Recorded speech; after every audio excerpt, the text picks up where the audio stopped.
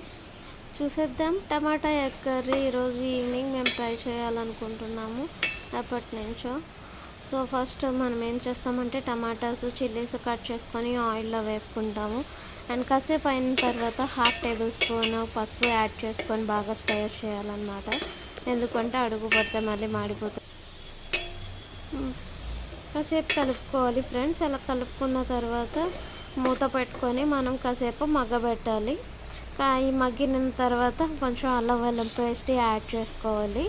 అది కింద అడుగు పట్టకుండా బాగా కలుపుకోవాలి ఫ్రెండ్స్, లేదు అంటే అల్లం వెల్లుల్లి పేస్ట్ మాడుతుంది.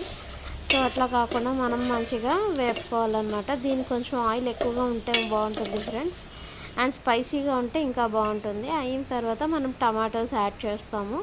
టమాటోస్ బాగా కలిపిన తర్వాత కాసేపు దాన్ని మగ్గబెట్టాలన్నమాట. మగ్గిన తర్వాత తీసి చూద్దాము మగ్గినవి. సో వీటిని మగ్గిన తర్వాత మనం లైట్గా స్మాష్ చేస్తామన్నమాట. ఆటోమేటిక్గా టమాటోస్ అనేవి మగ్గితే స్మాష్ అవుతాయి కదా. మనం ఆఫ్టర్ ఏం చేస్తామంటే కొంచెం సాల్ట్ యాడ్ చేసుకోవాలి. సాల్ట్ యాడ్ చేసుకున్న తర్వాత కాసేపటికి వాటర్ దిగుతుంది. అయిన తర్వాత అలాగని మనం హైలో వదలకూడదు, మీడియంలో పెట్టుకొని కాసేపు కలుపుకోవాలి ఫ్రెండ్స్. అలా కలుపుతూ ఉంటే ఆటోమేటిక్గా అవి అనేవి స్మాష్ అయిపోతాయి అండ్ మన గ్రేవీ లైక్ వస్తుంది. చాలా బాగుంటుంది ఫ్రెండ్స్. సో స్వీట్ రాకుండా మనం కొంచెం స్పైసీగా చేసుకుందాము. అందుకే దాంట్లో మనం 2 ఎగ్స్ యాడ్ చేసుకొని కాసేపు మగ్గబెడితే, ఎగ్స్ వేసిన తర్వాత కలపకుండా కాసేపు మగ్గబెట్టాలి ఫ్రెండ్స్, లేదు అంటే ఎగ్ పీసెస్ అనేవి చిన్నగా అవుతాయి, బాగుండదు. అండ్ కొంచెం పంట కింద పడేలాగా మనం కలుపుకోవాలి.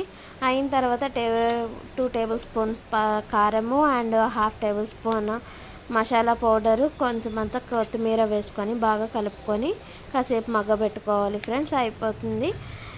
రండి తినేద్దాం టమాటా